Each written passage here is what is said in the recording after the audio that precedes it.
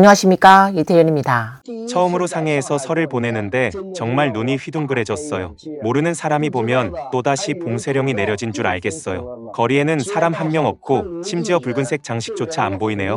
명절 분위기는커녕 그냥 썰렁 그 자체입니다. 평소에는 사람들로 가득 차던 지하철도 지금은 차 안에서 춤을 춰도 될 정도예요. 그런데 궁금한 게 상해 사람들은 명절 때 친척 방문을 안 하나요? 평소엔 인파로 북적이던 남경서로도 지금은 몇몇 사람들만 보일 뿐이에요. 한번 현재 마트 상황을 보세요. 예전 명절 시즌이면 이 시간대엔 장 보러 온 사람들로 인산인해를 이뤘는데 지금은 슈퍼마켓조차 한산하네요. 요즘 라이브 커머스 하는 사람들도 다 명절 선물 세트만 팔고 있어요. 실제로 마트에 와서 쇼핑하는 사람이 있을까요? 보세요. 이렇게 많은 명절 상품이 진열되어 있는데도 사는 사람이 거의 없어요. 중국 공산당 관영 매체가 올린 춘절은 시장이 활기를 띠고 있으며 전자 세배 문항과 같은 새로운 명절 문화를 홍보하면서 친척 방문, 명절 선물, 성황리의 사원축제 등을 강조하고 있습니다. 그러나 실제 현실은 관영 매체가 보도하는 모습과 큰 차이를 보이고 있습니다. 중국 네티즌들이 SNS에 올린 영상들을 보면 곳곳의 쇼핑몰과 마트는 한산하고 길거리도 조용하기만 합니다. 과일과 선물 세트도 팔리지 않고 있으며 심지어 국제적인 대도시 상해에서도 명절 분위기를 찾아보기 어렵습니다. 이를 본 일부 네티즌들은 상해 사람들은 설날에 친척 방문을 하지 않나요? 라며 의문을 제기했습니다. 전문가들은 중국 경제가 침체하면서 기업들이 구조조정을 단행하고 임금을 삭감하는 등 불안한 경제 상황이 계속되자 일반 국민들이 미래에 대한 불안감으로 소비를 줄이고 있다고 분석하고 있습니다. 오늘은 이와 관련된 이야기를 나눠보겠습니다. 자유아시아 방송에 따르면 베이징 문두구 주민 왕 씨는 기자와의 인터뷰에서 현지 시장이 매우 한산하다고 전했습니다. 그녀는 춘제 일주일 전부터 많은 채소 가게들이 문을 닫았으며 정월 대보름 이후에야 다시 영업을 재개할 것이라고 말했습니다.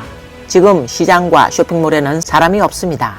예년에는 폭죽 소리가 끊이지 않았지만 올해는 드문드문 몇 번 들릴 뿐입니다. 상점과 노점들도 문을 닫은 곳이 많습니다. 단순히 일부 가게만 그런 게 아니라 거의 전반적인 현상입니다.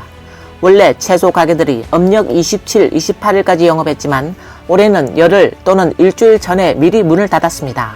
춘절 이후 문을 연 가장 빠른 가게들은 양력 2월 4, 5일 이후에야 문을 열었습니다. 또한 1인 방송 소촉서는 정월 5일에 마트를 방문했을 때의 경험을 공유하며 가는 길 내내 거리의 가게들이 문을 열지 않았고 마트 입구에도 사람을 거의 볼 수 없었습니다. 라고 설명했습니다. 요즘 실물 경제가 정말 어렵네요. 올해 설에는 모두가 휴가를 연장한 것 같아요. 춘절이 오기 열흘 전부터 벌써 많은 가게가 문을 닫았어요. 설 연휴가 끝나고 정월 초닷새가 되어서야 마트를 가봤는데 가는 길 내내 단 한 곳도 문을 연 가게가 없었어요. 예년에는 정월 초사흘이나 초나흘쯤 되면 많은 사람이 다시 돌아와 가게 문을 열었는데 올해는 장사가 안 되다 보니 아예 집에서 며칠 더 쉬려는 분위기예요. 어차피 가게 문을 열어도 손님이 없으니 그냥 가족들과 더 많은 시간을 보내는 게 낫겠다고 생각하는 거죠. 정말 예상도 못했어요. 오늘이 정월 초나흘인데도 매출이 평소보다도 안 나오네요. 선물 세트를 사러 오는 사람이 거의 없어요. 거리에도 사람이 거의 없고요. 어제까지만 해도 올해는 선물 세트 안 팔아야지라고 생각했는데 다른 가게들이 내놓는 걸 보고 저도 혹시나 해서 잔뜩 진열해 놨거든요. 그런데 완전히 헛수고였어요. 하루 종일 거의 팔린 게 없어요. 다른 가게 사장님들도 올해 춘제 매출이 작년보다 떨어졌다고 하더라고요. 특히 선물 세트는 완전히 안 팔려요. 게다가 손님들이 가격을 너무 깎으려 해서 그냥 공짜로 주는 게 낫겠다는 생각이 들 정도예요. 산동 주민 육 씨는 인터뷰에서 춘절 연휴 동안 시장 분위기가 예년보다 훨씬 한산했으며 사람들의 왕래도 적었다고 전했습니다. 올해는 다들 수입이 줄고 경제 상황도 좋지 않아 모두들 2025년에는 경제가 더 어려워질 거라고 말하고 있어서 예전처럼 돈을 쉽게 쓰지 않으려고 해요. 제가 아는 한 과일 가게 사장님이 그러는데 작년과 비교하면 고객들의 구매력이 3분의 2나 줄었다고 해요. 그래서 비싸고 고급 과일은 아예 들여오지 못했고 사람들이 감당할 수 있는 가격대의 과일만 들여놓고 있는데도 그마저도 팔리지 않고 있다고 하더라고요. 육 씨는 대부분의 주민들이 설맞이 장보기를 사도 되고 안 사도 되는 정도로 생각하고 있어요. 그래서 시장에서는 상품이 팔리지 않고 남아도는 경우가 많아요.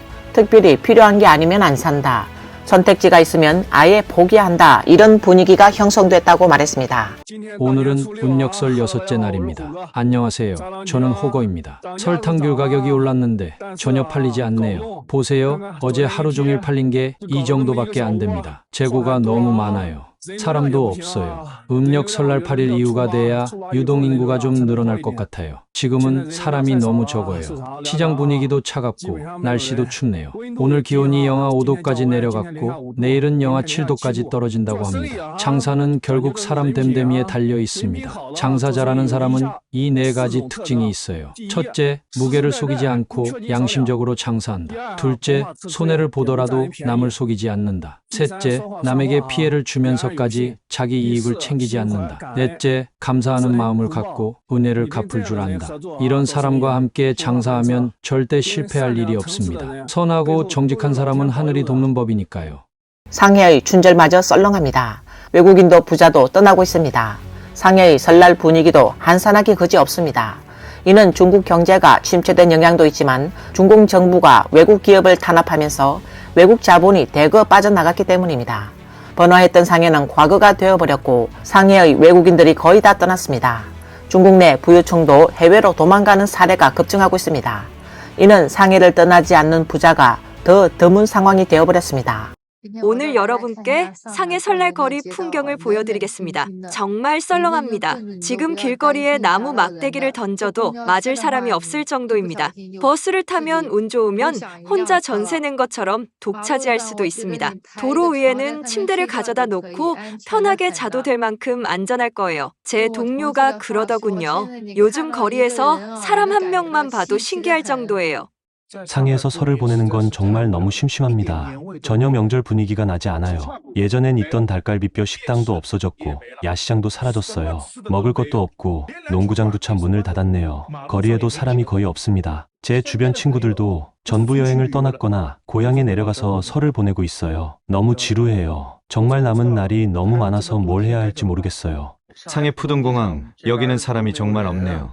예전에는 어땠는지 잘 모르겠는데 혹시 아는 분 있나요? 저는 지금 태국으로 가는 중인데 여기서 태국 가는 사람도 별로 없어요. 한번 보여드릴게요. 저기 저 멀리까지 가야 겨우 사람 20, 30명 정도 보입니다. 인터넷에서 상해에 한국인이 많다고들 하던데 저는 못 봤어요. 아마 상해가 너무 커서 그런 걸 수도 있겠네요.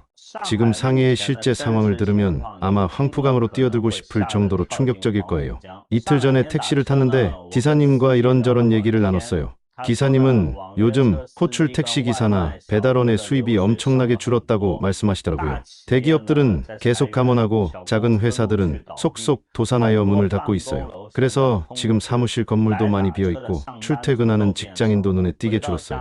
회사로 돌아온 사람들도 외식하지 않고 직접 집에서 요리해서 먹다 보니 배달 주문도 확 줄었죠. 상해 부동산도 상황이 좋지 않아요. 중고주택시장도 침체에 있어서 가격을 조금 낮춰서는 아예 보러 오는 사람조차 없어요. 부자들은 돈을 은행에 넣어두고 소비를 하지 않고 소비하고 싶은 사람들은 돈이 없어요. 지금 시장이 엄청난 내전에 빠져 있어요.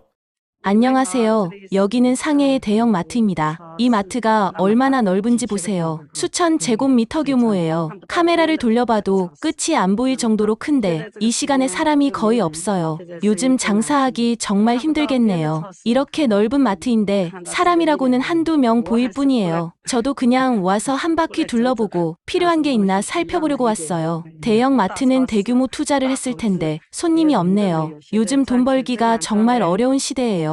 마트는 엄청 크고 물건도 가득해요. 이곳이 상해에서 가장 번화한 지역 중 하나인데 이렇게 한산할 줄이야. 정말 마트 운영하기 힘들겠어요. 끝이 안 보일 정도로 넓은데 사람이 없어요. 한번 보세요. 얼마나 큰지. 중국 신년 기간 주민들의 소비 태도가 확연히 신중해졌으며 이는 중국 경제 환경과 사회 변화의 종합적인 반영이라고 할 수 있습니다.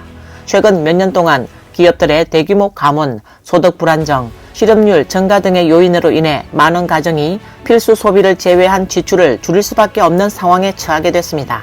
오늘은 섣달금음날이라 우리 모두 출근하지 않아 조금 늦게 일어났어요. 설날 저녁 식사 재료는 이미 다 사두었지만 오늘 월마트에 한 번 더 가서 빠뜨린 것들을 사려고 해요. 오늘이 설날 전야이기 때문인지 아니면 경제 상황이 안 좋아서인지 모르겠지만 올해 매출이 작년보다 좋지 않을 거예요. 마트에 사람이 거의 없네요. 우리도 빨리 필요한 것만 사고 집으로 돌아왔어요. 집에 도착한 후 최대한 빨리 집을 정리했어요. 비록 우리가 임대에 살고 있지만 그래도 깨끗한 환경에서 새해를 맞이하고 싶었어요. 돌이켜보면 올해는 우리가 살아오면서 가장 소득이 적었던 해예요. 남편은 부동산 업계에 종사하는데 우리가 부동산 업계의 전성기부터 지금 최악의 불황까지 모두 경험하게 될 줄은 몰랐어요. 예전에는 집을 팔면 적어도 이익을 봤지만 지금은 팔기만 하면 손해를 보고 있어요. 부동산 경기가 좋았을 때는 연말 보너스만 25만 위안을 받을 수 있었고 적어도 10만 위안은 받았어요. 하지만 올해는 단 1위안도 받지 못했어요. 이런 큰 격차를 과연 누가 견딜 수 있을까요? 남편 주변 동료 중 상당수가 급여 삭감이나 해고를 당했어요. 요즘 같은 시대에는 직장이 있는 것만으로도 감사해야 하는 상황이 됐어요. 올해 남편과 나는 고향에 가지 않은 실직 부부가 됐어요. 이 상황은 마치 무거운 족쇄처럼 우리 삶을 꽁꽁 묶어버렸고 원래라면 따뜻하고 기대되는 명절이 되어야 할 설날 귀향이 고민과 두려움으로 변해버렸어요. 실직하기 직전 우리는 어렵게 우리만의 집을 마련했어요. 이제야 이 도시에서 안정적인 삶을 시작할 수 있겠다고 믿었고 행복한 새 출발을 꿈꾸었어요. 하지만 운명은 마치 우리를 시험하려는 듯 했어요. 작년 초 내가 직장을 잃었을 때도 조금만 더 버티면 나아지겠지라고 스스로를 위로했어요. 그러나 몇 달 뒤 남편이 다니던 회사가 마치 무너지는 성벽처럼 한순간에 붕괴하였고 대부분의 직원이 실직했어요. 더 충격적인 것은 회사가 불공정 계약서에 강제로 서명하게 했고 퇴직금은커녕 임금까지 삭감되었다는 사실이었어요. 그 순간 우리의 삶은 완전히 암흑 속으로 빠져버렸어요. 지출을 줄이기 위해 우리는 오랫동안 새 옷을 사지 않았고 외식 한 번 제대로 한 적도 없어요. 단 1위안도 허투루 쓸 수 없고 모든 지출을 철저히 계산해야 했어요. 무엇을 사야 할지, 무엇을 포기해야 할지 끝없이 고민하는 일상이 되어버렸어요. 가끔은 자신에게 묻게 돼요. 왜 우리의 삶이 이렇게 힘들어졌을까? 우리는 충분히 열심히 살았는데 왜 끝내 이렇게 처절하게 패배해야만 했을까? 나는 1998년생, 올해 26살입니다. 평범한 농촌 가정에서 태어났고 차도, 집도, 저축도 없습니다. 성도에서 3년을 살았지만 한 달 전에 실직했습니다. 그 후 일자리를 찾으러 여기저기 뛰어다녔지만 계속 실패했습니다. 결국 나는 포기하기로 했죠. 도시의 소음과 끝없는 스트레스에서 벗어나 이제 고향으로 돌아가기로 했습니다. 지난 한 달 동안 하루하루가 불안과 초조함의 연속이었습니다. 하루라도 빨리 직장을 구하길 바라며 눈을 뜨자마자 이력서를 제출하고 면접을 봤지만 매일 실망만 안고 돌아왔습니다. 어젯밤 늦은 밤까지 잠을 이루지 못했습니다. 나는 계속 생각했죠. 내가 대도시에 사는 의미가 뭘까? 한 달 월급을 받아도 월세 내고 생활비 쓰면 남는 게 없고 1년을 꼬박 일해도 저축할 수 있는 돈은 거의 없는데 말이죠. 올해는 직장을 자주 바꾸면서 공백 기간이 길어져 겨우 모은 돈마저 바닥이 났습니다. 그럴 바에야 차라리 작은 시골 마을로 돌아가는 게 낫지 않을까요? 대도시의 끝없는 경쟁에서 벗어나 한 달에 한 번 볼까 말까 한 푸른 하늘도 볼 수 있고 엄마가 해준 국수도 먹을 수 있고 친구들과 가끔 만나 밥 한 끼라도 함께 할 수 있습니다. 그래서 오늘 나는 고향으로 돌아가기로 했습니다. 그리고 이제 나는 포기하는 삶을 시작했습니다. 블로그 소우는 중국 동북 지역의 작은 현 출신입니다. 그녀는 그곳의 추운 날씨를 좋아하지 않았고 눈이 내리면 온통 진흙탕이 되는 거리도 싫어했다고 합니다. 그래서 그녀는 성인이 된 후 일자리를 찾아 외주로 나왔습니다.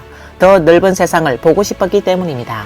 올해 나는 일찍 고향으로 돌아왔어요. 8월에 실직한 후 몇 달 동안 운남 성대리에 머물렀어요. 여행하며 시간을 보냈지만 결국 고향에 돌아가 설을 보내기로 결심했어요. 하지만 한편으로는 걱정도 됐어요. 친척들의 잔소리가 두려웠고 부모님의 실망스러운 표정을 마주하는 게 겁이 났어요. 그러나 내가 예상했던 질책은 없었어요. 고향 땅을 밟는 순간 나는 문득 낙엽은 결국 뿌리로 돌아간다라는 말의 의미를 깨달았어요. 고향에서 가장 많이 한 일은 시장을 구경하는 것이었어요. 시장에서는 동북지방에서만 볼 수 있는 특산물이 가득했어요. 예를 들면 얼린 배, 얼린 감, 옥수수죽, 시래에서 바로 판매하는 냉동탕이 한 각종 냉동식품. 또한 이모 할머니 집에서 돼지를 잡는 날 나는 진짜 동북 요리를 맛보았어요. 기름이 떠있는 진한 맛이 특징인 음식들은 다른 성에서는 찾아볼 수 없는 오직 동북에서만 맛볼 수 있는 요리예요. 그리고 숨을 내쉴 때마다 입김이 보이고 자동차 창문에 얼음꽃이 맺히는 고향에서 나는 오랜만에 진정한 귀속감을 느낄 수 있었어요.